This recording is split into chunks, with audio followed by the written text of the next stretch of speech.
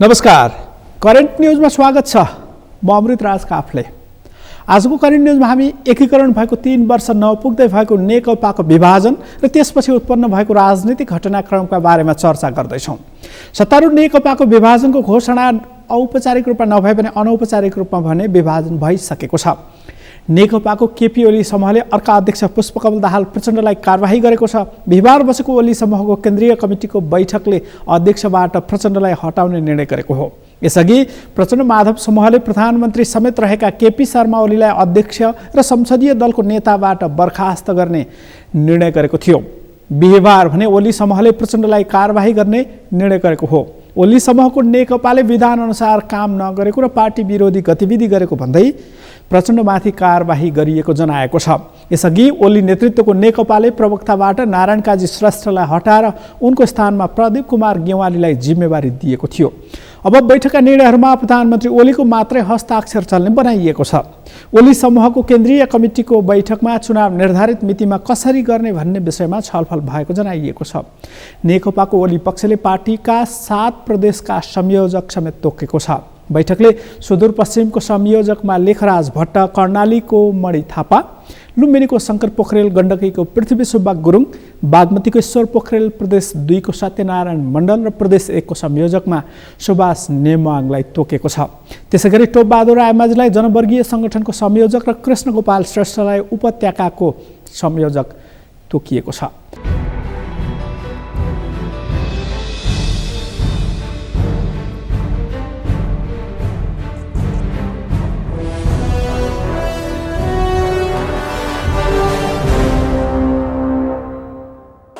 किन संसद विघटन गर्नु पर्यो?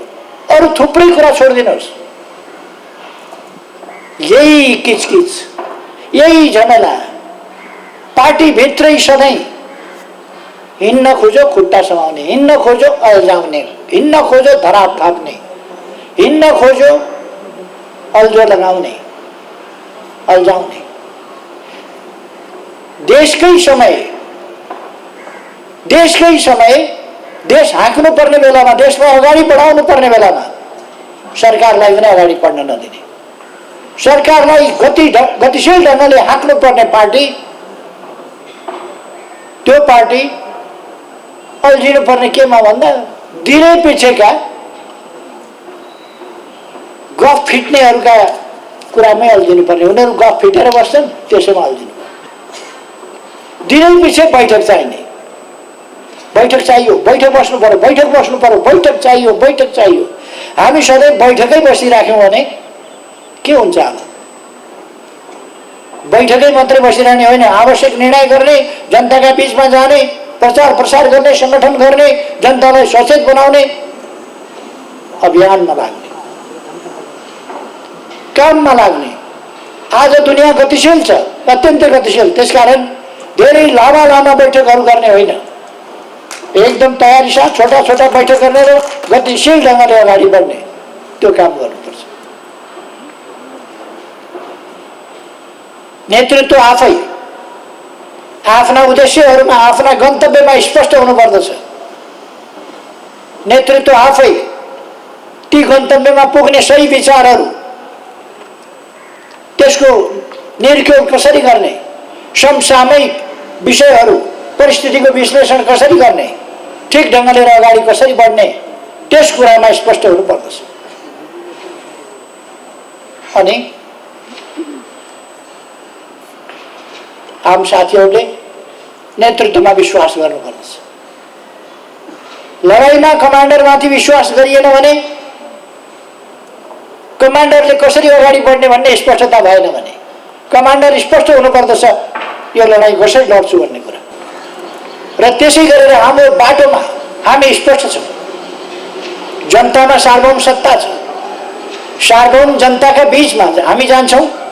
सार्वभौम जनतालाई गलत विचारबाट दुष्प्रभावित हुन नदिन, जनतालाई भ्रममा पर्न नदिन, जनतालाई भ्रमबाट मुक्त गर्न हामी शिक्षा अभियान, प्रचार अभियान, सचेतना अभियान, जागरण अभियानहरू सञ्चालन गर्छ। कृष्ण मैनालीले भन्नुभएछ, अब केपी ओलीको हालत सिपी मैनालीको जस्तो हुन्छ। उहाँलाई धन्यवाद छ, उहाँका आफू बाहेक 4वटा भाइ छन्, त्यसमध्ये माइलै भाइसँग मलाई चाहिँ जोड्नु भएछ। माइलै भाइको जस्तो हुन्छ। पार्टीको दोस्रो अध्यक्ष कमरेड पुष्पकमल दाहाल प्रचण्डलाई मिति 2076 8 4 गतिको केन्द्रीय सचिवालयको बैठक, मिति 2076 10 14 देखि 19 सम्मको केन्द्रीय कमिटीको बैठक र मिति 77 5 26 को स्थायी कमिटीको बैठकको निर्णयहरूबाट कार्यकारी अधिकार प्रदान गरिएकोमा निजले पार्टी विधान बमोजिम एकता महाधिवेशन सम्पन्न गर्नेतर्फ कुनै कार्य नगरेको, पार्टी विधान बमोजिम गर्नुपर्ने अन्य कार्यहरू नगरेको, कार्यभार सञ्चालन गर्न नसकेको र अस्वस्थ गतिविधि गरेको हुनाले निजलाई प्रदान गरिएको कार्यकारी अधिकार बदर गर्ने निर्णय गरियो।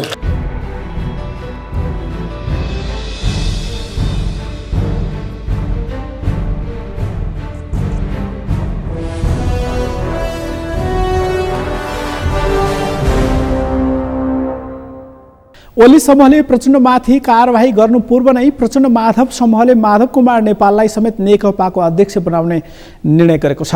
मंगलबार बसेको प्रचण्ड माधव समूहको केन्द्रीय कमिटीको बैठकले अध्यक्ष रहेका प्रधानमन्त्री ओलीलाई कारबाही गर्दै उनको स्थानमा माधव कुमार नेपाललाई अध्यक्ष बनाउने निर्णय गरेको थियो। यता नेकपाको प्रचण्ड माधव समूहले भने संसद विघटन विरुद्ध सङ्घर्ष गर्ने निर्णय गरेको छ। बिहिबार बसेको प्रचण्ड माधव समूहको बैठकले सङ्घर्षका कार्यक्रम पनि तय गरेको छ। प्रचण्ड नेपाल समूहको केन्द्रीय कमिटीको बैठकले संसद विघटन गर्ने निर्णय संविधान विपरीत भएको निष्कर्ष समेत निकालेको छ। बैठकले सङ्घर्षका कार्यक्रम सञ्चालन गर्नका लागि नारायण काजी श्रेष्ठको संयोजकत्वमा 2501 सदस्यीय कमिटी समेत बनाएको छ। पार्टी संगठन विरुद्ध रहेका गतिविधिका विरुद्ध पार्टी एकतालाई थप बलियो बनाउनका लागि तथा प्रतिनिधि सभाको विघटनको निर्णय विरुद्ध पहिलो चरणको सङ्घर्षका कार्यक्रम घोषणा गरेको जनाइएको छ। अब प्रचण्ड नेपाल समूहले शुक्रबार निर्वाचन आयोगमा केन्द्रीय कमिटीका सदस्य तथा सांसदहरू सहभागी कार्यक्रम आयोजना गर्ने निर्णय समेत गरेको छ। त्यस्तै पुस 14 गते राजधानीसहित जिल्लामा विरोध प्रदर्शन गर्ने 25 गतेसम्म सबै वडाहरूमा भेला आयोजना गर्ने निर्णय पनि गरिएको छ। प्रचण्ड नेपाल समूहको बैठकले महासचिव चयनको जिम्मा स्थायी कमिटीलाई दिएको छ। त्यस्तै केन्द्रीय कमिटी, स्थायी कमिटी र जिल्ला कमिटीमा रिक्त सदस्यको मनोनयनको जिम्मा पनि स्थायी कमिटीलाई दिएको छ। करेन्ट न्युजको अबको खण्डमा प्रचण्ड नेपाल समूहले गरेको निर्णयबारे प्रवक्ता नारायण काजी श्रेष्ठको यो भनाइ।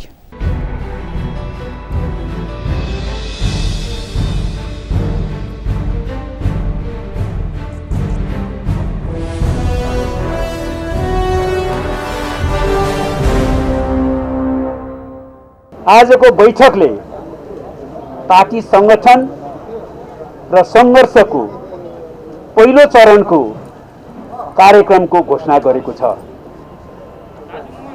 पार्टी संगठनलाई पार्टी एकतालाई कमजोर पार्न खोज्ने र नेपाली कम्युनिस्ट आन्दोलनलाई विभाजनको दिशामा धकेल्न खोज्ने सबै प्रकारका प्रवृत्ति गतिविधिहरूका विरुद्ध पार्टी एकतालाई अझ सुदृढ बनाउने कार्ययोजना र प्रतिनिधि सभाको कथित विघटनको घोषणा र त्यससँग जोडिएर आएको प्रतिगामी षड्यन्त्रका विरुद्ध सङ्घर्ष गर्ने उद्घोष सहित पार्टीको केन्द्रीय कमिटीको बैठकले यस अनुसार पहिलो चरणको कार्यक्रमको घोषणा गरेको छ। भोलि पौष 10 गते बिहान 9:30 बजे 9:30 मा माइतीघर मण्डलामा र 12 बजे निर्वाचन आयोगमा हाम्रो पार्टीको केन्द्रीय कमिटीका सदस्यहरू र पार्टीको तर्फबाट संसदमा रहनुभएका मान्य सांसदज्यूहरूको उपस्थितिमा विशेष कार्यक्रम सञ्चालन गरिनेछ। भोलि नै 10 गते राजधानीमा पार्टी अध्यक्षहरूको तर्फबाट पत्रकार सम्मेलनको आयोजना गरिनेछ। पौष 11 गते प्रदेश कार्यालयको संयोजनात्मक छलफल हुनेछ र 7 दिनभित्र प्रदेश कमिटीको बैठक सम्पन्न गरिनेछ। पौष 12 गते 77 जिल्लामा जिल्ला स्तरीय कार्यकर्ता भेलाहरू सम्पन्न गरिनेछन्। उक्त कार्यकर्ता भेलामा एकीकृत पार्टीलाई कसरी सशक्त रूपमा अगाडि बढाउने, पार्टी एकता विरुद्धका षड्यन्त्र भ्रमहरूलाई कसरी चिर्ने र प्रतिगमनको विरुद्ध प्रतिस्पर्धाको कथित विघटनका विरुद्ध सङ्घर्ष कसरी अगाडि बढाउने भनेर अभिमुखीकरण कार्यक्रम सञ्चालन गरिनेछ। पौष 14 गते राजधानीमा र जिल्लामा प्रतिस्पर्धाको कथित विघटन र प्रतिगामी षड्यन्त्रका विरुद्ध विरोध प्रदर्शन कार्यक्रम सञ्चालन गरिनेछ। पौष 20 गतेसम्म सबै नगरपालिका र गाउँपालिका स्तरमा पार्टीको बैठक भेलाहरू आयोजना गरिनेछन्। पौष 25 गतेसम्म सबै वडा स्तरमा बैठक भेलाहरूको आयोजना गरिनेछन्। पौष 14 गतेसम्ममा सबै जनवर्गीय सङ्गठन र मोर्चा सङ्गठनको केन्द्रीय बैठक र आवश्यकता अनुसार भेलाको आयोजना गरिनेछन्। राजधानीमा यस बीचमा पनि विभिन्न स्थानीय कार्यक्रमहरू, विरोध प्रदर्शनका कार्यक्रमहरू स्थानीय कमिटी र विभिन्न पक्षहरूले आयोजना गर्नेछन्। यस सङ्घर्षको कार्यक्रमलाई व्यवस्थित ढङ्गले परिचालन गर्न प्रवक्ता नारायण काजी श्रेष्ठको संयोजकत्वमा 2501 सदस्यीय केन्द्रीय सङ्घर्ष समितिको गठन गरिएको छ र केन्द्रीय सङ्घर्ष समितिको एक सचिवालय पनि गठन गरिएको छ। पहिलो चरणको सङ्घर्षका उपयुक्त कार्यक्रमहरूपछि अझ सशक्त र प्रभावकारी रूपमा उच्च स्तरीयको कार्यक्रमको घोषणा गर्ने तयारी पनि गरिएको छ। बैठक सफलतापूर्वक सम्पन्न गरेको र फेरि पनि कम्युनिस्टहरूको एकताको ऐतिहासिक आवश्यकताबारे पनि हामीले प्रस्ताव पारित गरेको सन्दर्भमा यो बल्खु स्थित हाम्रो पहिलाको पार्टी कार्यालय जहाँ कमरेड मदन भण्डारीको शालिग छ त्यहाँ माल्यार्पण गर्ने र एउटा सन्देश देशभरि फेरि पनि कम्युनिस्टहरूको सच्चा कम्युनिस्टहरूको एकता आवश्यक छ भन्ने सन्देश दिने उद्देश्य हो। 1 2 हामीले केन्द्रीय समितिको दोस्रो बैठक जो पोहोर साल भएको थियो त्यसको बैठकको अध्यक्षता मैले गरेको थिएँ र त्यो बैठकबाट यो ठाउँमा एउटा राम्रो आधुनिक र सबै खाले कम्युनिस्टहरूको भाव झल्कने खालको एउटा राम्रो कार्यालय भवन बनाउने भन्ने निर्णय गरिएको थियो। त्यो निर्णयलाई स्मरण गर्नको लागि पनि अहिले फेरि तेस्रो केन्द्रीय समितिको यो बैठकपछि हामी आएका छौँ। अब अहिले कमरेड माधव नेपाल जो लामो समयसम्म यही ठाउँको पार्टी कार्यालयमा महासचिवको त्यति बेला हैसियतले एमालेमा नेतृत्व गर्नुभयो। अहिलेको बैठकले उहाँलाई अध्यक्षमा निर्वाचित गरेको सन्दर्भ पनि योसँग जोडिएको छ र हामीले दिने सन्देश भनेको के हो भने देशमा कहीँ न कहीँ यो संसद जो अप्राकृतिक र असंवैधानिक तरिकाले विघटन गरियो यो लोकतन्त्रका विरुद्ध गणतन्त्रका विरुद्ध र अहिलेसम्म कम्युनिस्टहरूले प्राप्त गरेका उपलब्धिका विरुद्ध एउटा षड्यन्त्रको रूपमा छ र यसलाई हामी सफल हुन दिन्नौँ भन्ने कुरा पनि हामीले पारित गरेका छौँ, प्रस्तावहरू पारित गरेका छौँ। यहाँ आएर पनि हामी फेरि त्यो सङ्कल्प दोहोऱ्याउन चाहेको पनि हो। नेपाल कम्युनिस्ट पार्टी नेकपाको मूलधार हामी हौँ, मूल शक्ति हामी हौँ, अरू कसैले दावा नगर्दा हुन्छ। अब कोही चोइटिएर जान चाहन्छन् भने हाम्रो भन्नु केही छैन, तर फेरि पनि आह्वान गर्न चाहन्छु कि आउनुहोस्, विगतमा कमी कमजोरी गर्नुभएको भए तापनि, गल्ती गर्नुभएको भए तापनि त्यसलाई स्वीकार गर्नुहोस् र सँगसँगै यो आन्दोलनको यात्रामा हामी सहभागी बनौँ। अब जहाँसम्म तपाईँले भन्न खोज्नुभएको छ कि अहिले सिङ्गो राष्ट्र नै अनिश्चितताको भुँगरोमा परेको छ। यत्रो त्याग तपस्या बलिदानबाट ल्याएको यो संविधान जनताका जनप्रतिनिधिहरूबाट निर्वाचित संविधान सभाबाट निर्मित नेपालको संविधानलाई कुल्चिने काम भएको छ। त्यसको प्रावधानका विपरीत, त्यसको भावनाको विपरीत, त्यसको मर्मका विपरीत प्रतिनिधि सभालाई विघटन गर्ने अत्यन्तै गलत कदम प्रधानमन्त्री केपी शर्मा ओलीबाट चालिएको छ। त्यस हुनाले हामी त्यसलाई स्वीकार गर्ने पक्षमा छैनौँ। प्रतिनिधि सभालाई कुनै पनि यस्तो तानाशाही तरिकाबाट विघटित गर्न पाइँदैन। यो ठिक राजाको निरङ्कुश कदम जस्तै यो अर्को प्रतिगामी कदम हो। यसको हामी घोर भर्त्सना गर्दछौँ र आम नेपाली जनतालाई, सिङ्गो लोकतन्त्रका हिमायतीहरूलाई एकताबद्ध भएर प्रतिनिधि सभाको विघटनका विरुद्धमा, त्यसको पुनर्स्थापनाको पक्षमा अगाडि बढ्नका लागि आह्वान पनि गर्न चाहन्छु। अहिले हाम्रो पार्टीको केन्द्रीय कमिटीले त्यही निर्णय गरेको छ र तपाईँलाई थाहा छ केन्द्रीय कमिटीमा 70% बढी नेपाल कम्युनिस्ट पार्टी नेकपाका केन्द्रीय कमिटीका सदस्यहरूमध्ये 70% बढीको उपस्थिति छ र यो ठाउँसँग जोडिनु भएको अर्का योद्धाको पनि मैले यहाँ चर्चा गर्नै पर्छ। प्रदीप नेपाल, उहाँले पनि यो पार्टी एकताको पक्षमा सँगसँगै सहयोद्धाको रूपमा अघि बढ्ने कुराको सन्दर्भमा प्रतिबद्धता पनि जनाउनु भएको छ। उहाँ स्वास्थ्य राम्रो नभएको हुनाले आउन सक्नु भएन।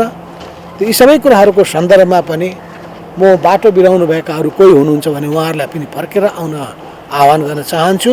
यो आन्दोलन अगाडि बढ्छ, कम्युनिस्ट पार्टी अगाडि बढ्छ र लोकतन्त्र अगाडि बढ्छ। यो लोकतन्त्रको प्रवाहलाई कसैले रोक्न सक्दैन, गणतन्त्रलाई कसैले हरण गर्न सक्दैन, सङ्घीयतालाई कसैले समाप्त पार्न सक्दैन।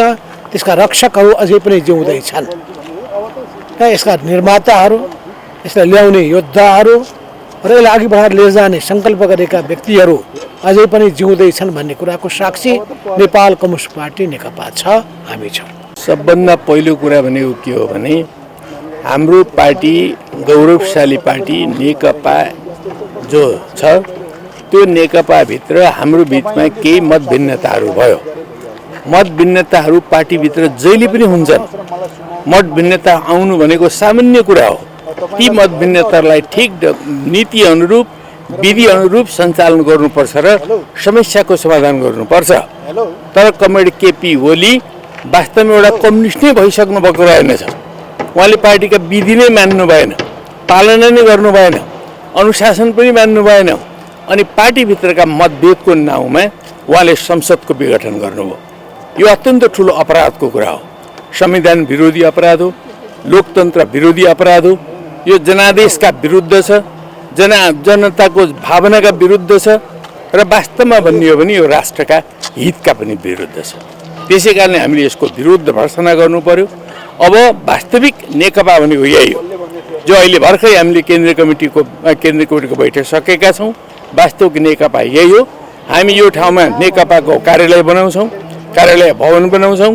यो आधिकारिक नेकपा भनेको यही हो। अब यसलाई अब निर्वाचन आयोगले कहिले घोषणा गर्छ त्यो उसको कुरा होला। सर्वोच्च अदालतले यो विघटनको कुरालाई के भन्ला त्यो सर्वोच्च अदालतको कुरा होला। तर यो संविधान विरोधी कदम छ। सिङ्गो देश आज यो संविधान विरोधी कदम हो भनेर उठेको छ। त्यसको हुनाले हामी नेकपालाई नयाँ ढङ्गले त्यसलाई एकताबद्ध गर्छौँ, पुनर्गठन गर्छौँ र नेपाली जनताले 70 वर्षदेखि जुन भावना, जुन उद्देश्य, जुन आदर्शको आन्दोलन निरन्तर सञ्चालन गरेर आएको हो त्यो आन्दोलनलाई हामी निरन्तर जारी राख्छौँ र यो देशमा समाजवाद निर्माण गर्ने हाम्रो सङ्कल्प हो। समाजवाद निर्माणको दिशातर्फ सिङ्गो देशलाई अगुवाई गर्नु, आम जनतालाई अगुवाई गर्नु हाम्रो कर्तव्य हो, हाम्रो पार्टीको कर्तव्य हो। अहिले हामीले लिने सङ्कल्प भनेको त्यही हो।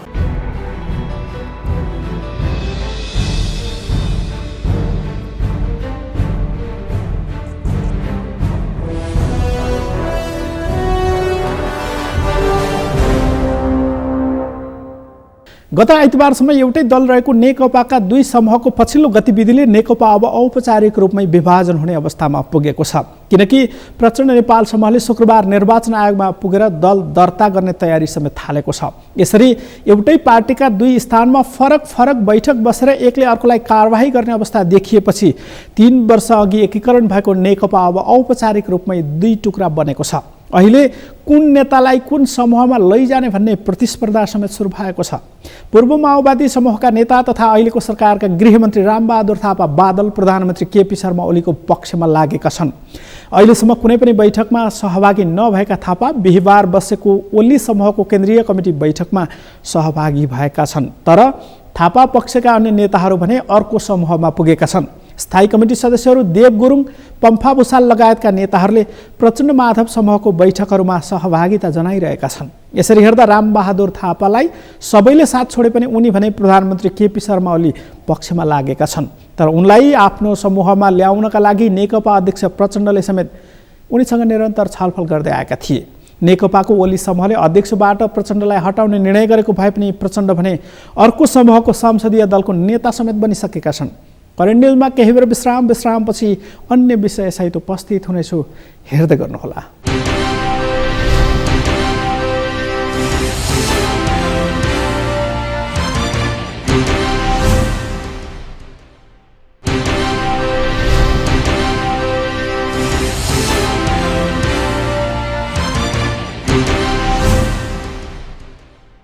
विश्रामपछि करेन्ट न्युजमा फेरि पनि स्वागत छ। आजको करेन्ट न्युजमा हामी नेकपा विभाजन पछिको राजनीतिक घटनाक्रमका बारेमा केन्द्रित रहेर कार्यक्रम प्रस्तुत गरिरहेका छौँ। केही समय अघिसम्म नेकपा कसैले चाहेर पनि विभाजन नहुने दाबी नेकपाकै नेताहरूले गर्दै आएका थिए। तर जब प्रधानमन्त्री केपी शर्मा ओलीले संसद विघटन गर्ने निर्णय गरे अनि नेकपा एकता अन्तिम अवस्थामा पुगेको हो। यसअघि समेत गत साउनमा बसेको नेकपा स्थायी कमिटी बैठकले नेकपाको एकता गम्भीर सङ्कटमा पुगेको निष्कर्ष निकालेको थियो। तर कार्यदल गठन गरेर त्यसले दिएको प्रतिवेदन अनुसार पार्टी र सरकार सञ्चालन गर्ने सहमतिपछि भने नेकपाको विवाद मत्थर हुने अपेक्षा गरिएको थियो। तर कार्यदलको सिफारिस अनुसार प्रधानमन्त्री केपी शर्मा ओलीले काम नगरेपछि नेकपा विवाद उग्र बनेको थियो। त्यसकै परिणति नेकपा अन्तिममा विभाजनसम्म पुगेको हो। प्रधानमन्त्री केपी शर्मा ओलीले संसद नै विघटन गर्ने निर्णय गरेपछि उनकै दलले समेत सरकार विरुद्ध प्रदर्शन गर्ने निर्णय गरेका बेला प्रमुख प्रतिपक्ष दल नेपाली काङ्ग्रेसले समेत सरकार विरुद्ध प्रदर्शन गर्ने निर्णय गरेको छ। बिहिबार बसेको काङ्ग्रेस केन्द्रीय समितिको बैठकले सरकार विरुद्ध पुस 13 गते देशव्यापी रूपमा प्रदर्शन गर्ने निर्णय गरेको छ। काङ्ग्रेसले पहिलो चरणमा साङ्केतिक विरोधको तयारी गरेको जनाएको छ। काङ्ग्रेसले यही पुस 13 गते देशभरका 165 निर्वाचन क्षेत्र केन्द्रित आन्दोलन गर्न लागेको छ। काङ्ग्रेसका अनुसार आगामी 13 गते देशभरका सङ्घीय निर्वाचन क्षेत्रमा प्रदर्शन केन्द्रित हुनेछ। प्रधानमन्त्री केपी शर्मा ओली नेतृत्वको सरकारको सिफारिसमा भएको प्रतिनिधि सभा विघटनको कदम असंवैधानिक एवं अलोकतान्त्रिक भएको भन्दै आन्दोलनका विषयमा पार्टीभित्र कुनै विवाद नरहेको काङ्ग्रेसको दाबी छ। करेन्ट न्युजको अबको खण्डमा काङ्ग्रेसले गरेको निर्णयबारे काङ्ग्रेस प्रवक्ता विश्वप्रकाश शर्माको यो भनाई।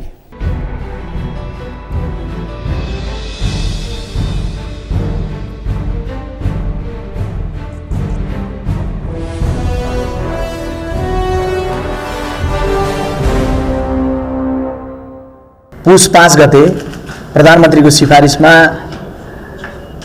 राष्ट्रपतिबाट गरिएको संसद विघटन, प्रतिनिधि सभाको विघटन जो असंवैधानिक छ, अलोकतान्त्रिक छ, सर्वसत्तावादतर्फ उन्मुख कदमका रूपमा नेपाली काङ्ग्रेस पार्टीले जसलाई लिएको छ, यसको बारेमा हामी 3 दिनदेखि लगातार छलफलमा छौँ। यहाँहरू जानकारी राख्नुहुन्छ।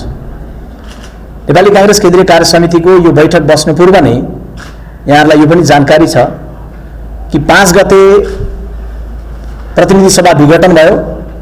5 गतेकै दिन नेपाली काङ्ग्रेस पार्टीको पदाधिकारी बैठकले एउटा साझा धारणा निर्माण गर्यो। त्यही धारणाको जगमा अहिले हामी छौँ र त्यही धारणाकै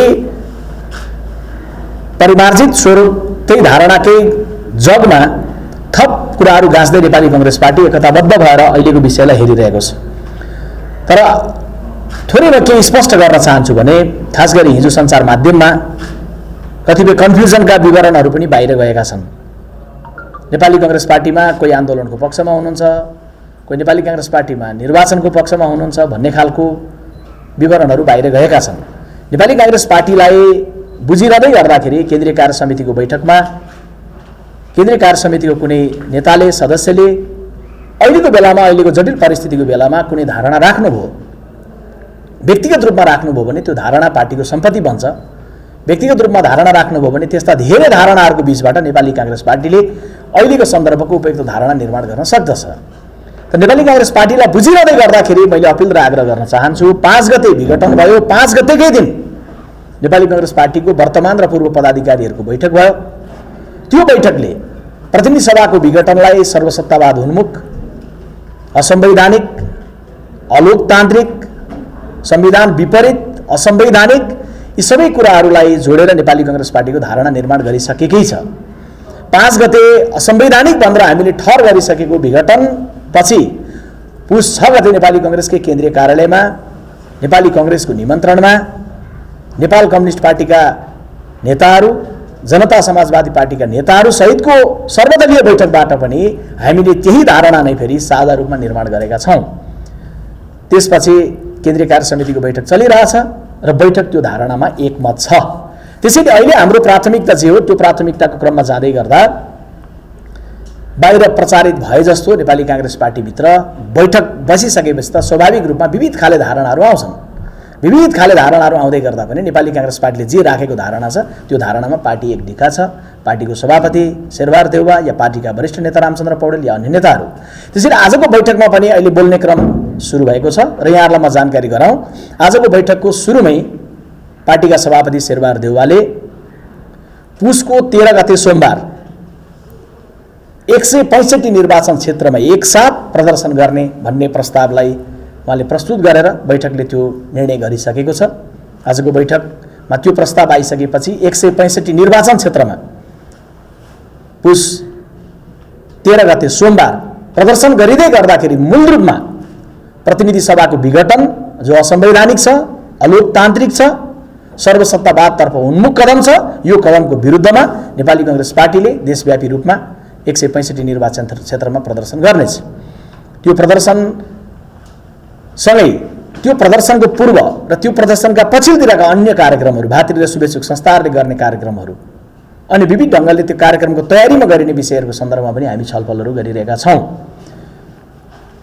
र सँगैमा यो जानकारी यहाँहरूलाई हिजो नै मैले गराइसकेको छु कि पुसको 16 गते राष्ट्रिय एकता तथा मेलमिलाप दिवस पर्छ र राष्ट्रिय एकता तथा मेलमिलाप दिवसको दिन नेपाली कांग्रेस जिल्ला कार्य समितिहरूले गर्ने अलग्गै कार्यक्रम पनि हामीले हिजै सार्वजनिक गरिसकेकै छौँ। जन अहिले तत्कालको लागि पुस 13 को सन्दर्भमा हामी केन्द्रित हुँदैछौँ र पुस 13 को लागि नेपाली कांग्रेस पार्टीले गर्ने प्रदर्शनमा यहाँहरूबाट हुने समाचार सम्प्रेषण यी सबैका लागि अपिल र आग्रह गर्न चाहन्छु र नेपाली कांग्रेस पार्टीको थप अन्य कार्यक्रमहरू, अन्य थप जे योजनाहरू बन्लान् बैठकबाट त्यो तपाईहरुलाई मैले बैठक सकिएपछि तपाईहरुलाई म उपलब्ध गराउने नै छु। अहिलेको लागि मैले यति मात्रै आग्रह गरौँ, नेपाली कांग्रेस पार्टी अहिलेको प्रतिनिधि सभाको विघटनलाई हेर्ने सन्दर्भमा एउटै दृष्टिकोणमा छ। यो असंवैधानिक छ, यो अलोकतान्त्रिक छ, सर्वसत्तावादतर्फ उन्मुख छ र यो कदमको विरुद्धमा नेपाली कांग्रेस पार्टी आफू पनि उभिएको छ। सबै सर्वदलीय बैठकहरू बोलाएर सबैको पनि साझा धारणा निर्माण गर्ने गराउने कर्ममा नेपाली कांग्रेसले नेतृत्व गरेको छ र नेपाली कांग्रेस पार्टी यो घटनाको विरुद्धमा, यो कदमको विरुद्धमा देशव्यापी रूपमा प्रदर्शनमा पनि जाँदैछ।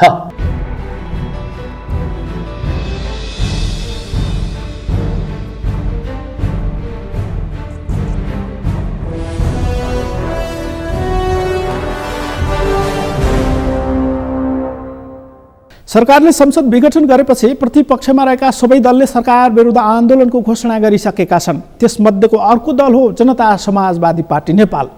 जनता समाजवादी पार्टी नेपाल केन्द्रीय कार्यकारिणी समितिको गत मंगलबार बसेको बैठकले संसद विघटनको विरोधमा आन्दोलनका कार्यक्रम तय गरेको थियो। ती आन्दोलनका कार्यक्रमलाई सफल बनाउन रणनीति तयार गर्न बिहिबार त्यो पार्टीको समेत बैठक बसेको छ।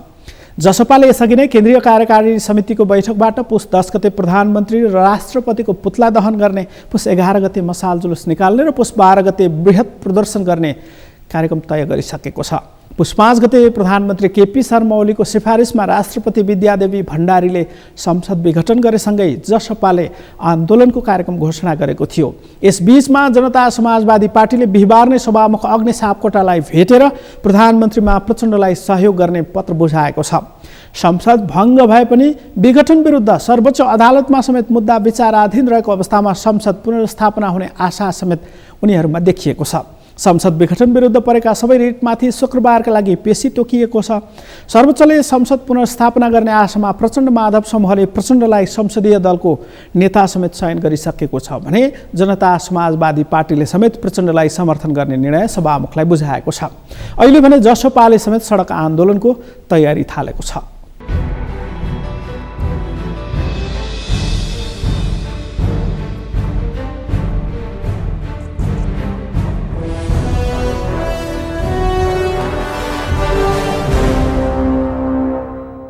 आज हामीले अस्ति कार्यकारिणी समितिको बैठकबाट 3 दिनको आन्दोलनको कार्यक्रम थप 3 दिनको कार्यक्रम घोषणा गरेका थियौँ 10, 11 र 12 गते। त्यही 3 दिनको लगातारको आन्दोलनको तयारी गर्ने सन्दर्भमा आज हामीले सबै ठाउँमा आन्दोलन तयारी बैठकको आयोजना गर्ने भनेका थियौँ। त्यसअनुसारै त्यसअनुरूपै आज हामी यहाँ चाहिँ आन्दोलन तयारी बैठक बसेका छौँ। अब अहिले त हामीले 3 दिनको जो कार्यक्रम घोषणा गरेका छौँ त्यो त यहाँहरूलाई विदितै छ। हामीले 10 गते चाहिँ पुतला दहनको कार्यक्रम राखेका छौँ प्रधानमन्त्री र राष्ट्रपतिको। 11 गते हामीले मसाल जुलुस गर्ने भनेका छौँ र 12 गते बृहत प्रदर्शन गर्ने हाम्रो तयारी हो। यो 3 दिनको कार्यक्रम यो चरणको कार्यक्रम त हामीले घोषणा गरिसकेका छौँ। अब यस कार्यक्रमपछि थप कस्तो परिस्थिति सिर्जना हुन्छ त्यस आधारमा हामी चाहिँ थप छलफल गरेर अगाडि बढ्छौँ।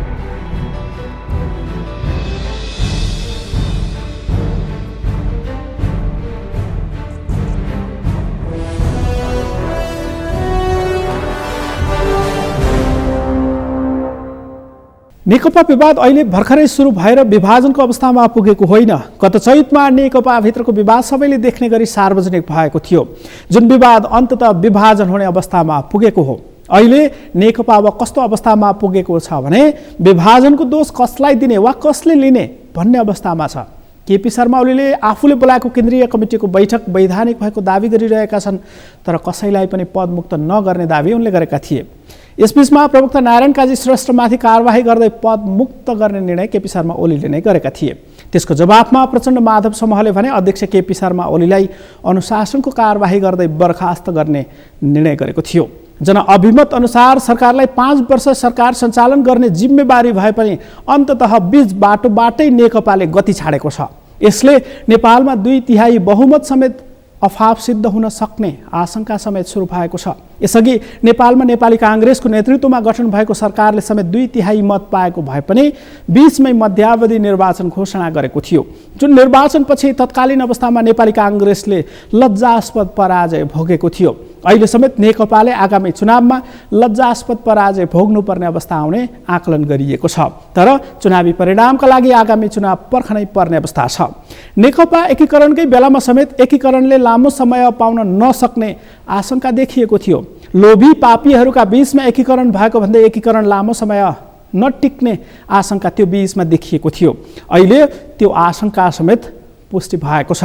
तर यो बीचमा प्रधानमन्त्री केपी शर्मा ओलीले प्रमुख प्रतिपक्ष दल नेपाली काङ्ग्रेसले अबको 50 वर्षसम्म शासन गर्ने कल्पना नगर्न चेतावनी दिएका थिए। काङ्ग्रेसका दिन सकिएको दावी गरेका प्रधानमन्त्री ओलीकै कारण नेकपा अहिले छिन्न भिन्न अवस्थामा पुगेको छ।